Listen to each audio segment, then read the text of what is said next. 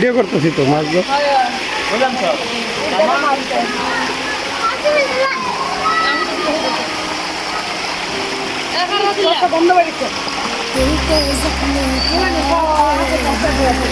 আরে কি এর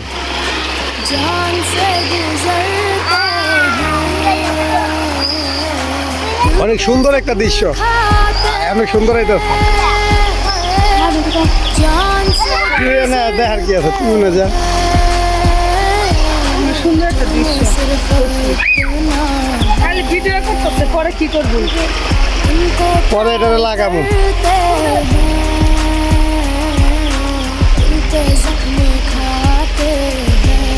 ভালোবাসি তোমায় যতন করে, আসো না মনেরই একলা ঘরে। নাচ নাচ।